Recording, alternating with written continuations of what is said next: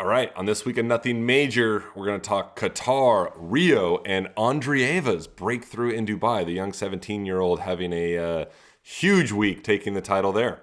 So with that, let's get into it.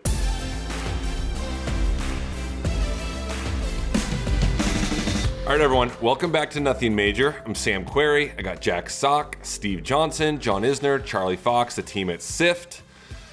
This is new for us. We are going to do Monday shows now. Monday shows and Friday shows. So the Monday shows are going to be kind of news from the previous week. So this Monday, the episode we're on right now, we're going to talk about Doha. We're going to talk about Rio. The women were in Dubai. So those are going to be kind of the Monday shows. Tennis-specific news, results, things like that. And our Friday shows are going to continue shows about whatever we want to talk about. We will hit some results occasionally, but those will be more interviews, fun topics, things that you guys are all used to. Give us a break. First Monday right here. Let us know what you guys think. You want to leave comments or anything. Let us know if you guys like this new format where we talk about news results Monday and then keep Friday the same. Or if you don't like it, tell us that too. But if you do tell us that, we'll probably continue just doing what we're going to do on Mondays and Fridays. So with that, let's talk about the massive 500s. We had a 500 in Doha, a 500 in Rio. Rublev with the title in Doha takes out Jack Draper. Rublev has kind of been known as like the 500 king, I feel like, over the last 5 or 6 years. I believe that's his like sixth 500 that he's won. But he took out a stacked field in Doha. John, I want to start with you. Of the top 8 seeds, 15 of them, or of the top 8 seeds, all eight of them were top 15 in the world. So Rublev getting the title here. He's been a little quiet, I feel like, for the last 6 months. How did he play this week? Are you impressed with what you saw in Rublev? Yeah, I am. I mean, like, to take the title on that field, crazy impressive. He won two really close matches, one over Demon Hour and another one over Felix. I mean, those are, as you guys know, matches that just boost your confidence so much. When you win a 6 in the third, and the Demon Hour match, he had like 8 match points before he finally won it. Like that match could have very easily gone south for him, and then he could have still, been in his rut, right? But no, he wins that match. He overcame that adversity. Then he won a close one against Felix, and then he won a 3-set match, maybe not as close as those other ones against Draper in the final. So huge week for Rublev. Sam, as you mentioned, the 500 king, his 6 500 level title. Very impressive. So I think he's certainly back to his top 10 form after this week, and he's going to be a name going forward in the Dubai tournament, about to start right now, and Indian Wells, Miami, as someone that can make some serious noise in those events. You mentioned Felix. Does anyone get more walkovers and buys than him? 2 in this tournament. You remember last year in Madrid, he got like 4 on his way to the final. Insane. Not saying he's not like a fantastic player, doesn't deserve where he's ranked, but my gosh. And like massive walkovers too. This is a quarter, round of 16 and a quarter. Anyway, good job, Felix. Draper up to number 12 in the world. Jack, is Draper getting into the top 10 anytime in the next 6 months? Does he have that game? I think so. I mean, it seems he plays a massive game. Obviously, lefties are always tough to play. Guy serves cannons, hits the ball huge from the baseline. Seems to kind of have an all-court dynamic as well, comfortable moving in. I think when he's firing on all cylinders, I think he can compete with everybody out there pretty much. And if seems like he maybe has a little bit more of some up and down results as some of the guys ranked right around there. But I mean, if you're already 12 in the world, well, I mean, why not keep going and slide into the top 10 here by U.S. Open or fall? Jack, now this is a match I remember because I was watching you play. I think you were playing a challenger a long time ago. I think it was in California, and you played. Did you play Draper? Right? I did. Do you remember this? Yeah. Okay. Sure did. Okay. No. So my question for you started my downfall. Yeah. No. He beat you, right? And he was super young. Did you think he was going to be this good at the time when you played him? Closing in on top 10 right now. No, not when I played him.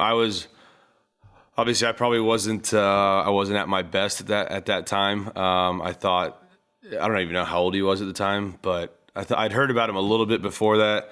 But it was kind of the same as I just said. He had lefty, so already just serving every ball to my backhand. We're playing in random, I don't know, Northern California.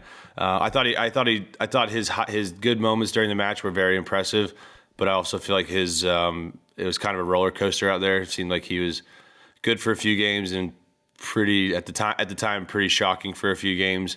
Obviously, he's buttoned that all up and gotten much more physical, I think, as well. But I think he can only keep moving forward. He's clearly showing it now, month in and month out. So he got the better of me there in NorCal, and he went this way and I went this way. So you're going this way in pickle. Yeah. You can get him in pickle.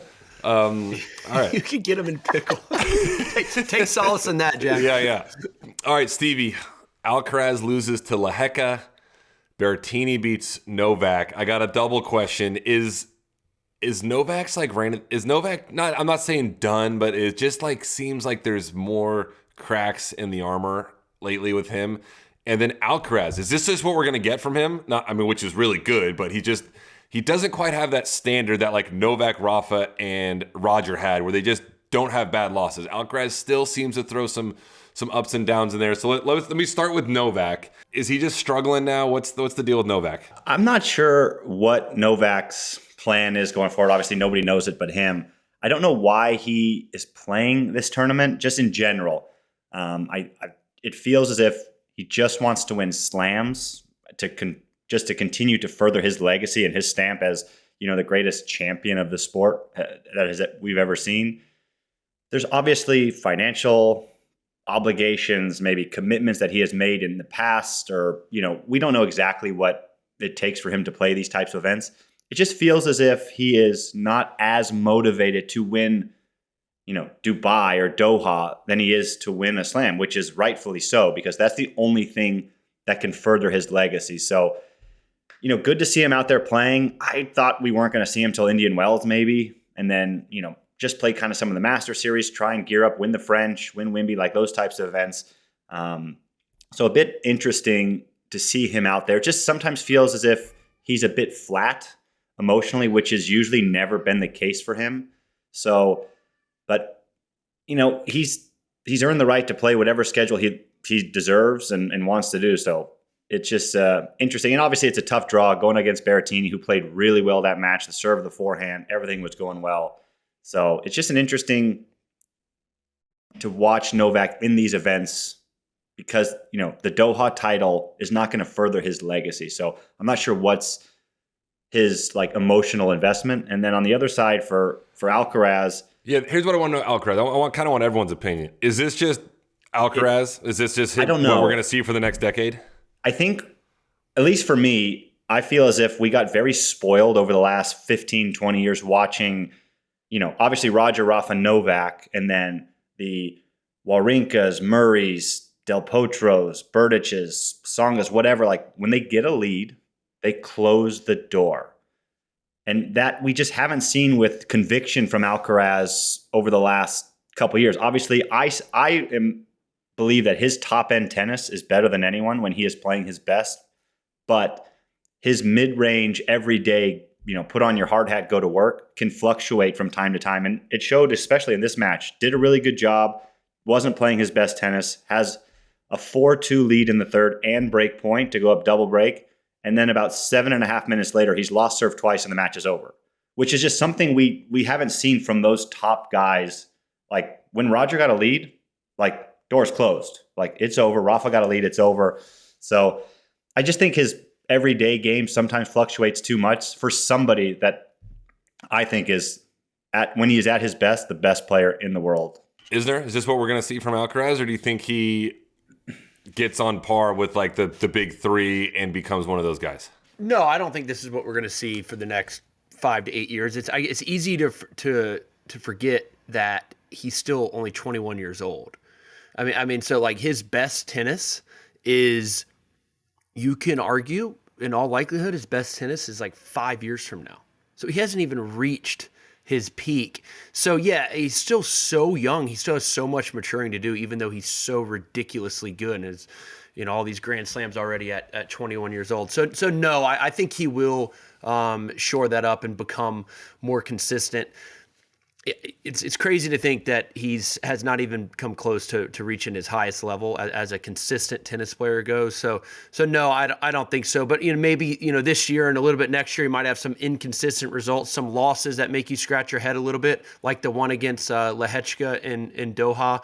But no, I think he'll fix that, and I think he'll be fine going forward. Obviously, he'll be fine, but I think he'll be a lot more. I think he'll be just fine. We're not talking about someone 75 in the world. No, he's going to be. I think he's going to get a lot more consistent the next 3, 4, 5 years, and we're going to see some sheer dominance out of him. But for obviously John, like, you were the king of closing out matches. Like, that's a learned skill, right? Like, it's not just something you were born with. Like, that's something you cultivated over the course of your career. I mean, obviously you had the best serve in the history of tennis, but like.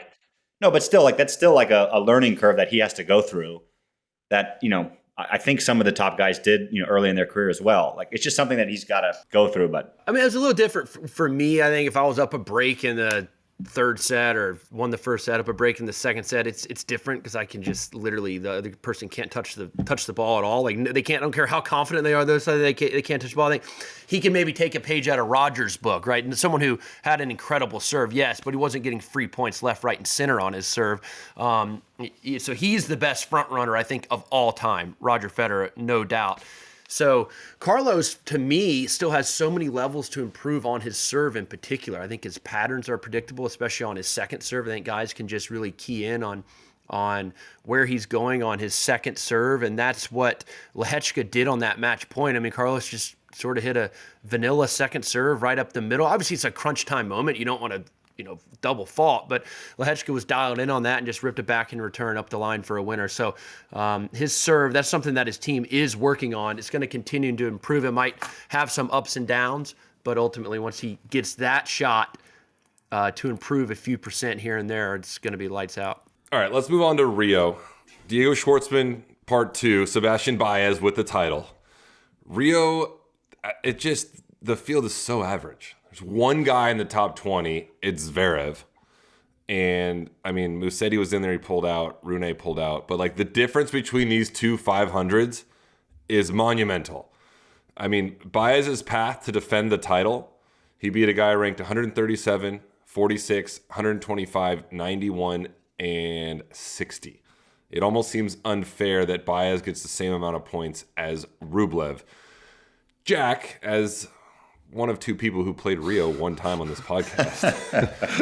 What do you think? Like these five? I guess what I'm getting at, like, I almost feel like, why don't more players go to Rio? It's weak every year, basically, right? You guys know that it's always like a pretty weak field. Are you surprised more top players don't actually go down to Rio just to take advantage of this like weak field in the 500s, or is it just a grind to go to South America on clay with a bunch of hard courts? I think it's more of that than anything. I think. I just don't think guys probably want to make that travel all the way down there. As we felt, the conditions down there can also be brutal. There were some rough days, heat, humidity. Probably going to Doha or Dubai, just probably a much more comfortable overall tournament for these guys to go to. A lot of them probably train in Dubai at times, and they're just more familiar with it. Yeah, Rio, I feel like it was a grind. We went down for 1 week basically, and there's a reason we didn't go back. I mean, if you're looking to pick up points and you're the Baezes of the world and these guys, and you can go potentially pick up 500 points, by all means. But I think most guys would probably err on more comfortable, maybe even nicer 500 that week would just be my guess. I mean, yeah, Zverev's a good example. He went down and lost quarterfinals of both events. Like, he's probably looking back on it now saying, like, what am I doing? Yeah, but I'm going to defend the golden swing here. Defend it. I'm going to defend it because, I mean, to me, these tournaments in the Middle East are like, the fields are loaded. Money has a lot to do with that. Obviously, there's a lot of money there in Doha. They're paying all these guys appearance fees. Novak Djokovic has this new sponsorship with Qatar Airways. It's probably why he was down there. But the South American swing is like, to me in Middle East it seems stale. It's anything but in South America. Yeah. The I wasn't fans ripping the South American swing, by the way. I was just mentioning. No, I know that. that. No, you weren't. You weren't. You're right. But I think as a watch, and I'm like dead serious. I'd rather watch the Rio 500 on TV with Baez versus Cerundolo. A Cerundolo, because the crowd is so into it, and it's night matches, and they love their sport down there. They love their tennis, as opposed to a match in Doha with Rublev and someone who's in the stadium's half full and there's not that much energy going on in the stadium. So they love their tennis down there. I hope that swing stays there for a long time. There's some rumors that a Saudi Arabian 1000 could come into the calendar in February. What would that do to the South American swing? Who knows? But I've always said, actually not always said, I said this a couple years ago one time, but that South America, if anyone needs to get a Masters 1000 event, it should be somewhere in South America. That would be insane, and the atmosphere would be ridiculous. You have all the players down there playing on dirt, mandatory event. Like, obviously, the money's not there on the sponsorship side as much as it is in Saudi Arabia or the Middle East, but that would be a great watch, I think, for tennis fans. Stevie, you agree with that take? Do you want do you think if there was a Masters series, a new one, take money aside, just like go on vibes, where do you want that Masters series? You want it in Chile? I don't know. I mean, honestly, like I the only time I've ever been down there is for Rio for the Olympics, and I never left the village. So like, I actually have no understanding like what South American the events really look like. But what you talked about earlier, I think these draw discrepancies are only going to get worse. Now you're in the Middle East, you have Doha and Dubai, 2 500 events back-to-back weeks, and with relative ease to get from one to the next. And if you look at the swing now, you have to go from Rio to Acapulco, which is an absolute bloodbath from like travel. And like, so Rio ends, if you do well in Rio, you finish Saturday or Sunday, like you have to fly that night or the next night. And Acapulco is a Saturday final. So you have to play Monday or Tuesday, the day you fly in, the day after you fly in, new surface, new surroundings, all that stuff. So I just think the discrepancy is going to get worse and worse for these events. And like in Rio, just because the convenience factor is impossible. We saw Acapulco switch to a hard court about a decade ago, and their player field is incredible. Every year, Acapulco's got a handful of top 10 players. I think the Rio tournament is actually trying to switch to a hard court event, according to them. I think that they've made pushes for that. Yeah, I don't know how that works. They've got such a history of being a clay court event. Do you think if Rio went to a hard court event, the field would improve as to what it is now, or do you think it still kind of stays the same? I think it improves, but for guys just to play Rio and Acapulco back to back, I don't think guys are going to go from BA to 250 clay to 500 hard to 250 clay back in Santiago. So like the top names, I think there's a lot of guys that will do it who get in, those clay guys that want to play on clay, but that field is going to get it's tricky. And Sasha, as you can see, Musetti, who pulled out, would not even have been seeded in Doha at 16. And he was the second seed in the tournament. So that just kind of shows you the strength of field in that regard. Yeah, but I think if Rio went to hard court, I mean that's the main event down there in the clay court swing. So if they go to hard, then you might as well not make any of the tournaments clay at that point. Correct. You're just gonna have some rinky-dink 250s. So, but another thing, it's ridiculously hot in Rio, as Jack and I know, like absurd, and as all of us know, Acapulco. I would say Rio's the number one hottest tournament all year. Rio. It's not Australia. Your sample size is 1. You've been one time. Dude, every single year it's that. It's like Casper Ruud posted something. It was like 37 degrees. Dude, thank you. It was so hot. And Acapulco is ridiculous as well. Yeah. Like you watch these guys 2.5 games in, like their shorts are dripping. Yeah. Could you imagine, Jack, you playing that tournament every year? Like they wouldn't even have to water the courts. Sweat. They would just let Jack walk around. It would just be moisture for the. You could just do a light jog around the course and get a little sprinkle out there. Save on water. Let's touch on a little WTA. Every now and then we'll sprinkle it in because we're not overly familiar with it as we are on the WTA. But Andreeva claims the title in Dubai. She's 17 years old. Let me first start with saying Iga, Coco, and Sabalenka titleists so far in 2025, although we haven't had a lot of titles. But Andreeva, youngest ever WTA 1000 champ, now ranked world number 9. Stevie J, is she going to get herself in the mix with Iga, Coco, and Sabalenka? You think we're going to be talking about her soon as like one of those girls that's going to be winning slam, like some slams coming up? She has the capabilities as a tennis player.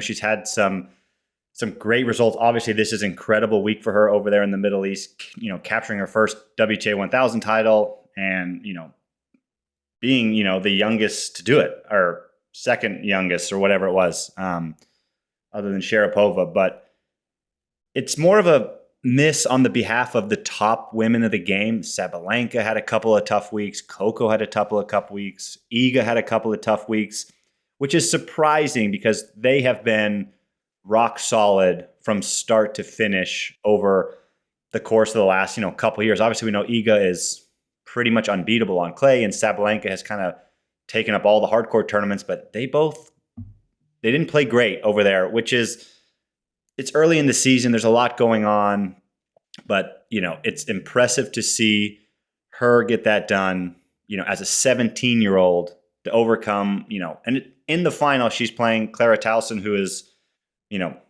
ranked below her. So that's a lot of pressure to be the higher ranked person to win your first WTA 1000 title. So kudos to her. And I think there's big things for her in the future. All right. We got a little housekeeping. Our hot guy results are from round 1 are out. Usually this would be like a Friday thing, but because we're doing it every other day, just a little update. No major updates. Tommy Paul wins easy. Rude wins easy. Draper easy. The only upset we had was Musetti over Arthur Fils, and that was like a 9 over an 8. So that wasn't like a massive upset. Berrettini rolls. Shelton with a battle over Fucsovic, 51-49. We knew that was going to be a battle. Couple studs there, but the next round of voting is today. So go on there and vote. I'm trying to think any other. Berrettini versus Shelton. I guess probably the biggest quarter is Fritz versus Dimitrov. I think that one is going to be. I think that could go either way. I think Dimitrov clips him, but we will find out later today. Late break and update everyone. All right, before we're done here, we got two big events this week. 2 more 500s: Acapulco and Dubai. I want to go to John. I want you to predict the Dubai champion, and we'll see next Monday. We'll see if you're right. Just the champion. I'll go Rublev. Back to back. Whoa. Yeah. That doesn't happen. That's a terrible pick. Let's go to Jack. Give me the Acapulco champion. I'm going to go with fellow American Tommy Paul down there. I think physically he's going to have no issues. I think we all know that. I think his confidence is probably as high as ever. The guy, he's just really, really good at tennis. I like his draw as well. I think we're going to have a Tommy Paul and Zverev final, and I think Tommy's gonna clip him in the final. All right. Well, I'm excited for next Monday to see if either of you guys are right on those takes. Come on, TP. We're always cheering for TP. All right, that's it. We got a Friday. That's the Monday show. Friday show coming out. On the Friday show, we got Stevie's DMs. As you know, he lost the big pickleball match. He's got to DM the 5 people that we discussed. We're still crushing the Hot Guys segment, and we got mailbag. We're gonna answer a lot of fan questions. Gonna be fun. We might even dip into my own magical run from Acapulco 2017. Who knows? Oh, let's do that. Yeah, that'd be nice for everyone, wouldn't it? Don't forget I made a doubles final that year, Sam. Yeah. You also had a run to the doubles final. That's right. Yeah. All right, that's it for the Monday show. Let us know what you guys think. Rate it, review. We are we're on YouTube. We're on Spotify, Apple, wherever you get your podcasts. Also, submit your mailbag questions. A lot of times we pull from YouTube the questions, but you can also send us DMs at Nothing Major Show. And that's it. We'll see you guys Friday.